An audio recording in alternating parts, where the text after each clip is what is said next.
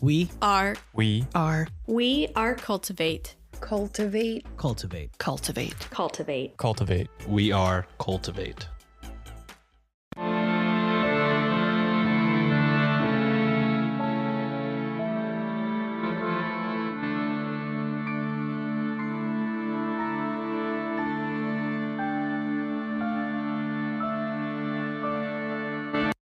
Hello and welcome to a special mini-sode of Ye Olde Crime, the show where Maddie and I discuss the funny, strange, and obscure crimes of yesteryear every Wednesday.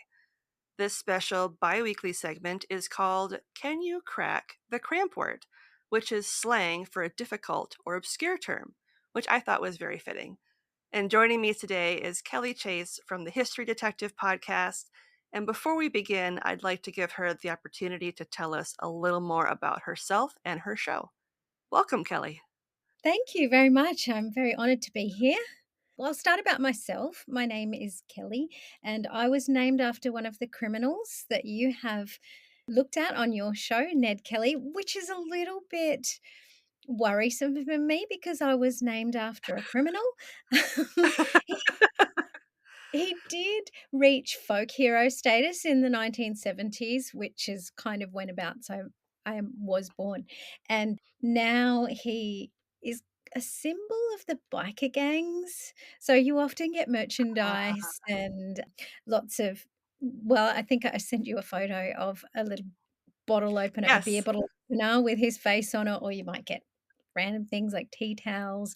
There's a lot of artwork, there's a lot of folk stories. So, yes, I was named after a criminal. So, I do have a connection to ye olde crime in Australia. And, my country was, I guess, when it became Australia, it was a lot of criminals who were sent here in the first place with the colonization and being used as a Mm-hmm. penal colony. But anyway, I am a teacher. I'm a high school history teacher, and a long time ago, I discovered this thing called podcasts, and I loved them. Absolutely Mm-hmm. loved them. Love listening to history podcasts, and I thought, wow, that's a really great way to share information in a flipped classroom kind of way. Except the Mm-hmm. problem with history podcasts that exist in the world is, firstly, often they're an hour long. So Mm-hmm. kids, like a lesson is an hour long. You can't just go listen to a podcast for an hour. They're not going to have that attention span. They have a TikTok Yep. attention span. So I thought, I'd really like to create a resource for teachers and for students to be able to just, I guess, download a little bit of content and then have some discussion about it. Sure. And I had this plan in my mind, and I'd had a name for the podcast, and I thought, "Oh, you know what? I'll write a little song," because I was trying to get some royalty-free music, and back in my Yes. past, way back, I was a songwriter and a singer. So I thought, I'll just write a little song for myself so I don't have to pay anyone to do it. So I did that, and I had the song, I had the name of the podcast, and I had all of the research to start it. And then 2020 happened, and I thought, well, if any time's a good time to launch, when I'm teaching online, teaching from home, and wanted to give teachers of the world maybe a little 15 minutes to go to the bathroom while they while they let Mm-hmm. their kids listen to something. So that's when the podcast really kicked off. It started in about July 2020, and Mm-hmm. then it's been going ever since. And then from there, it evolved into a YouTube. I wanted to make YouTube because I had some feedback from a teacher who said they had a vision impaired student who really enjoyed the podcast because she was able to engage with the content of the podcast because it's aligned to the Australian curriculum.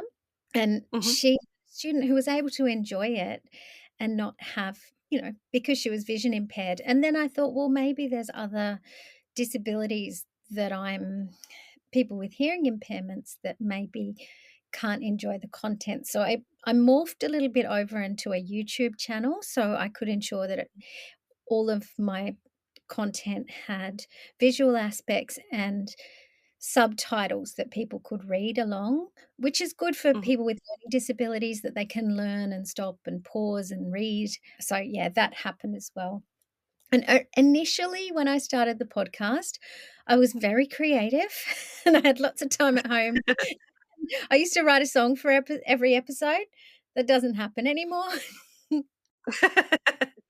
It's too time consuming to do that. But all of those first maybe 30 or 20 or 30 episodes have a song to go with them. But as I kind of move on, I, I don't have the song with every episode now. But that was really fun to do. And I had more time at home with the pandemic, but now things have kicked off, so I slowed down a Yep. bit. That makes sense. You got to get back to in the classroom work, and that's its own beast, I imagine. As someone who is Yeah. not a teacher but has friends who are teachers, I have heard that it is a whole other beast to be back in classroom as opposed to online teaching. So, Yeah. I love the classroom. It's my absolute passion. I love teaching. I love kids. And I love being able to share a love of learning and making learning fun and exciting for the kids rather than, me, I hated history at high school. I really did. Which is yeah, unusual for someone who has a history podcast, but yeah. Now I wanna make sure that the kids don't have that experience in my classroom, that they love it as well. you recently released a book about women in history. Yeah. As a teacher, you kind of wrote it to be a companion piece for teachers or like a resource for teachers. How important was it for you to create it, and what sort of motivated you to do so? Okay, so when this has got a long answer, so Sure. Hit me with it. when I first started teaching history, my husband actually reminded me of this the other day because my son now has decided to become a history teacher. So he said, when you first started teaching history, you were afraid that you didn't know the content. And so, because I didn't know what I needed to teach. I knew how to teach it and I knew the skills to teach, but the curriculum that was there was all these things that I'd never learnt in high school. I'd never learnt out of high school. I never learnt them in uni. So I relied quite heavily on the textbooks and the resources that were out there. And then as Mhm, I was starting to teach those resources, I realized that women were completely absent from any of the narratives in the textbooks. If you opened up a textbook of shogunate Japan, for example, there'd be a picture of a female goddess in an entire chapter, and every other person, every other perspective was male. Or you'd open up a chapter on Vikings, and there'd be a couple of women doing a little bit of housework with a little paragraph or a sentence that said, "Women in Viking times," and they'd be yeah, doing nothing else. Or even the Vietnam War, I opened 7 books from my school library on the Vietnam War, and there was 1 paragraph on women and their contribution. And women are there in history, and this is probably part of the reason, apart from the fact that I grew up in the '80s and had boring black and white textbooks. Occasionally, once mhm, a year, we'd roll in a television and, it was just really dry history. But also, I never would have ever seen anyone like myself in the stories that were being told. mhm, And half of my students are girls, or, we have gender diverse kids as well.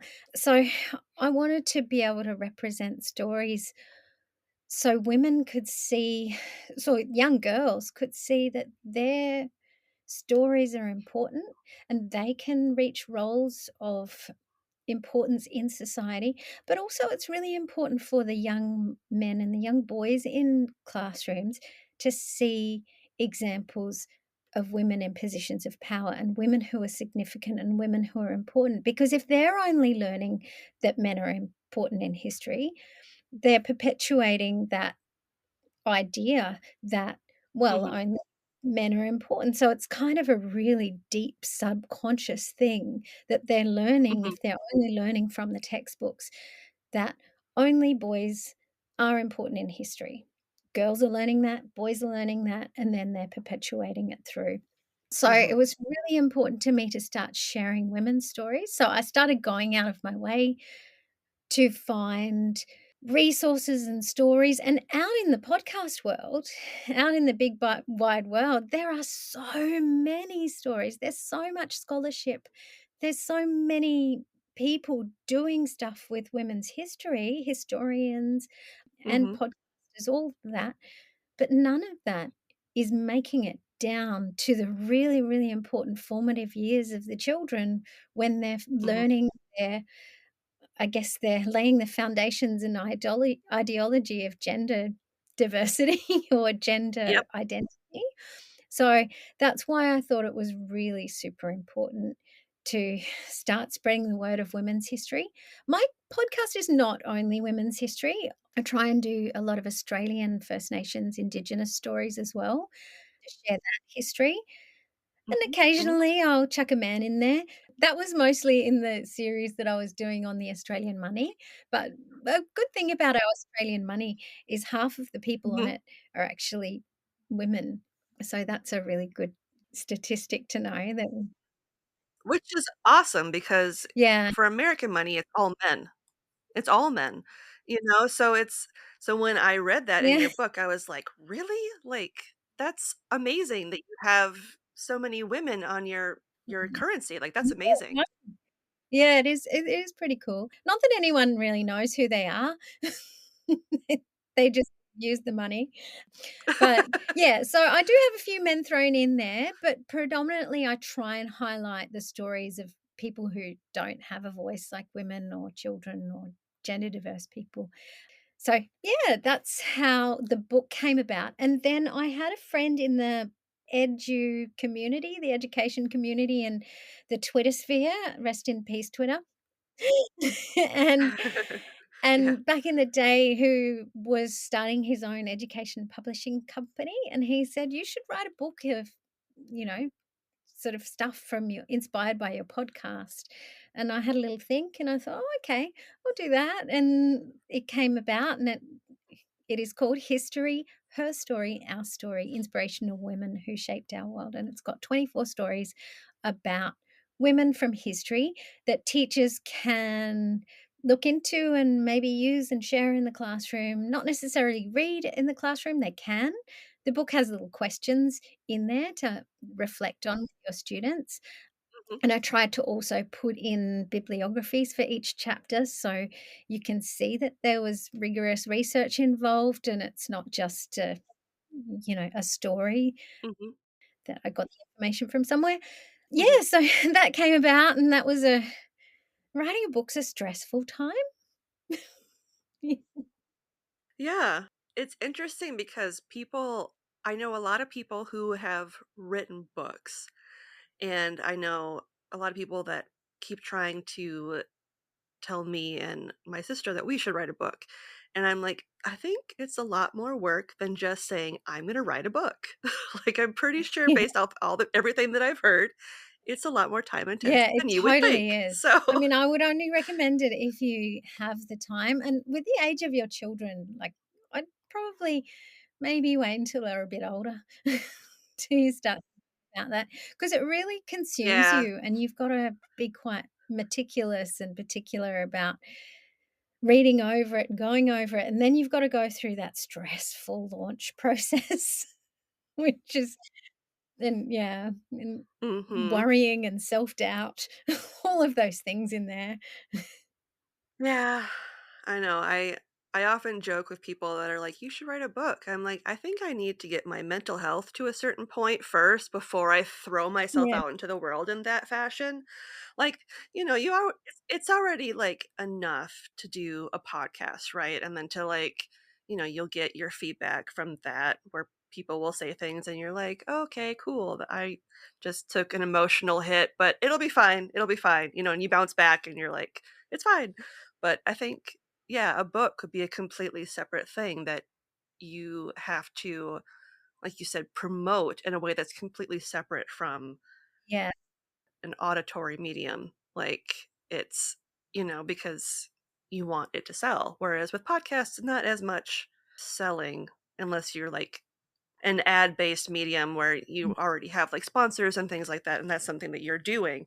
But a book's a completely separate animal. You have to kind of force yourself to get put out there a little bit more, it seems like. And there's so much gravitas put on the idea of a book. Whereas I have my podcast and my mum and Mhm. dad were really proud of that. But when I write a book, they're like, my daughter, Yeah. she's an author. Like, really? I went to my dad's 80th in May, and my mum introduced me to someone as, "This is my author daughter." I'm like, "I'm really not an author, I'm a teacher." Oh, dear. Yeah. That's so funny. Kudos to you for doing this because you can tell you put a lot of work and thought into this, into making it something that's not just a book, but something that you can use to enhance what you're already doing as an educator, to use it as a companion piece to, like you said, bring women more to the forefront in an area of study that is typically Yeah. more male dominated, as we have come to know. And because, that's just how it was written, is that it focused more on men than women. Women in Australia, there are more statues of famous animals than there are of famous women. I know. So, yeah, there are some societies in Victoria working to change that and lobbying to get more statues of women, so that's good. But, yeah, when you go into the history book or section of a bookshop, it's always so very male focused, like it's very skewed toward the male story, Hmm. and women were there all along. You don't Hmm. have men without women. Exactly, exactly. And yeah, women in history shouldn't just be relegated to a paragraph or a footnote. Hi, this is Kelly Chase from the History Detective podcast. If you enjoy learning about some of the people who probably didn't feature in your history textbooks, History Detective is for you. You'll meet warrior women from Russia, Japan, Vietnam, and India. You'll hear fascinating stories from Australian history, and you may even find out some quirky facts about the people who feature on the Australian currency. Just search for History Detective in your favourite podcast app. See you soon. Would you like to move on to the Cramp-Word portion of the interview? I'm ready. Okay. So your first term is take the knock. So knock, like knocking on a door. Take the knock. Take the knock. All right. So I'm thinking knocking. I wonder if it's actually physically knocking or if it's knock as in you get knocked down and you get up again. And I think, and to take the knock. See, that could kind of work if you were taking a knock and then I'm going to start singing Chumbawamba here. I get knocked down, but I I get get up. up again. I take the knock and I get up again. I don't know. Before I go with that as my final answer, I'm going to ask for take the knock in a sentence. Absolutely. If you did take the knock and had neglected to provide yourself with the harmless return ticket, you were indeed an outcast. Well, that's just confused me even more. If you did take the knock and there's a return ticket. Oh. Oh. And what was the last bit of the sentence? If you did take the knock, And had neglected to provide yourself with the harmless return ticket, you were indeed an outcast. you were an outcast if you didn't get a return ticket. Wow, that's just completely confusing me now. All right, so you need a return ticket, but if you don't have a return ticket, you're an outcast. Now I'm thinking criminals.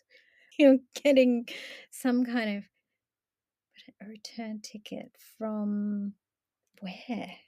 And let me see if I can What come up with what another era sentence. what era are we talking about? Because is it can't be a return ticket on a plane. It's gotta be a return ticket on a No, boat. this is going to be like the 1880s. Oh, okay, so there might be trains involved maybe. I don't know. Return ticket. If you did take the knock, is it some kind of travel? No, I'm It asking for hints here. No, I don't need hints. I'm gonna say so there's a couple different definitions to this. oh, I'm going to give you the other ones and then I'm going to see if you can guess what this one means. oh, I love So, this. so later meanings of take the knock include to suffer an unpleasant surprise, Okay. if you were a bookmaker to be defrauded. Mhm. An Australian version means to suffer a rejection. Okay. American version would be to accept the blame or to be overcome by drink or drugs. Oh. Oh, so there's an alcoholic kind of thing. Alright, take the knock. I'm gonna go with just randomly because now I'm thinking Hard Knock Life. I don't know why I'm just going for songs. Getting all of the meaning of words through songs. I don't think I can guess it. Okay, that's fine. So, to take the knock would mean to suffer financial losses, like typically in Oh, gambling. yeah. Oh, gambling. Ah, yeah. Yeah. That sentence still confuses me about the return ticket. So, if you didn't have enough money, so if you didn't have enough money to buy your ticket because you lost it all gambling, you'd be like Oh, so out of luck. Yep. yeah. That kinda makes oh, okay, so you've, like, gone to the races and you Yep. haven't bought a return ticket, and then you're stuck at the Derby or whatever. Yep. You Because you can spent get all your money gambling on the ponies. Yep. I love it. Oh, that's good. Yeah. See, I'm not a gambler. I'm not either. I did it once when I was legal because it's in the US, it's legal at 18. I Yeah. went and I gambled $1. I didn't get anything, and I was like, "Well, that's stupid." And then I was done. I was like, "That's good enough for me." Your second term Yeah. is off and on. Off and on. Oh, Mhm. right. It could be someone's personality, they're off and on. It could be, well, there's the old light switch off and on. Could be someone's health off and on. Could be, we could go back to getting on the train, off and on the train, jumping off and on. More dangerous off and on. Is it a gambling one again? You're betting off and then you're putting on? Okay, so I definitely need a confusing sentence that will confuse me even Okay, more. okay. I don't think this one will confuse you as much. Oh, So, good. George was a bit of an off and on kind of chap. Oh, maybe it's to do with drinking alcohol because there's a lot of alcohol related terms. So maybe he was off and on the wagon. So he'd get on the wagon, then he'd get off the wagon, then he'd get back on the wagon and off. I'm going to go with that. Okay. I know it's not. You're very close. It's the concept of vacillating. So, like, where you Oh, you just so you got it. I mean, it's you're either off or you're on. So you're always undecided. Like, you can't make up your mind. okay. Maybe neither here nor there, that kind of phrase. Hmm, Yeah. okay. So I'm 0 for 0. So, yeah, you're just kinda someone who's undecided. You can't make up your mind. That was originally used in 1859. I was researching one of my podcasts and I came back across a bit of an Aussie cramp word, and it was humping bluey. What does that mean? I know, I'm gonna cramp word back at you. Humping Well, Bluey. yeah. So it's Humping probably it's Bluey. colonial Australian slang, and I had no idea what it was. Humping Bluey. It is an actual, and this will probably just confuse you more. It's a synonym for the really famous song Waltzing Matilda. So it means the same as Waltzing Matilda. So if you don't know what Waltzing Matilda means, you don't know what Humping Mm-mm. Baby means. No. Is it, if it's a colonial term, Hmm. does it have to do with like, for whatever reason, I'm going with Bluey. So is it something to do with like digging for water, like making a well for water? Not really. Not really. And in Australia too, Bluey is kind of another word for a dog. Like Bluey is a really common dog name for because we have Yeah, a healer. blue healers. Yeah. No, you might say he couldn't find any work, so he's off humping Bluey. Hopefully, he wasn't trying to be a dog breeder. Like, that'd be awful.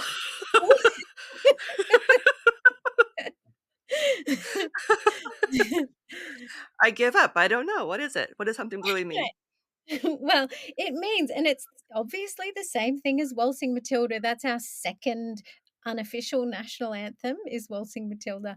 So it means that we have this kind of, I want to say like a bum, not a bum, but a someone who walks around looking for work in the Okay, like age. like a transient. Yeah.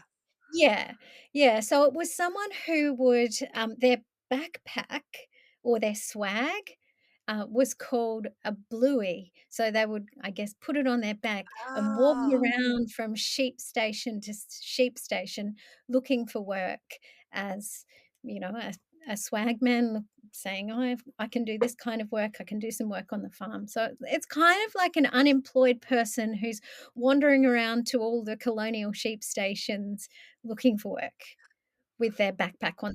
yeah, trying to do odd jobs. Okay. Yeah, Okay. and that's also the same as waltzing Matilda. So your Matilda is your backpack, and I guess waltzing is your dancing around. Oh, Yeah, okay. Trying to drum up business type of thing. yeah, and the humping bit, mm, I guess it's, are you putting a bit of hump or you're wearing it on your back? Is it, Or maybe it looks like a hump because it's a yeah, backpack. I don't know. it makes no sense at all. Like the bum pack thing, like a Yeah, fanny pack, bum pack, I yeah. can kind of see where it would get there. But okay, I'm glad it's not a dog breeder. That's the thing that I was very concerned about when we were talking about blue healers. I was like, "No, please don't be a Yeah, there's term for some a dog breeder." weird Australian slang. I would like to thank Kelly for joining me today for Can You Crack the Cramp Word? And before we go, can you please tell our listeners where they can find you on social media and when new episodes of your show come out? Okay, so on social media, I'm mostly on Instagram these days. It's History Detective 9. And I do have a Twitter X account, but I'm very rarely there. Mostly I'm on Instagram. And my show, it comes out on a Friday. It doesn't necessarily come out every Friday. It used to come out fortnightly, which I believe American people say bi-weekly. Mhm. But yeah, it used to come out fortnightly, but I've slowed it down now, so it only comes out when I feel like I need to put an episode out. But I That's try to fair. do it monthly. Yeah, I'm a busy teacher. So whenever I feel like there's a topic that I really want to talk about, I might create an episode for it. But otherwise, you can pop over to my YouTube channel. It's History Detective. There's a one that's, I think, in German. That's not me. Just type in History Detective Podcast and you should be able to find the YouTube and in any podcast app and Instagram. Well, thank you again for coming on. It was lovely chatting with you. And as always, I'm Lindsay, and I'll see you next time with another tale as old as crime.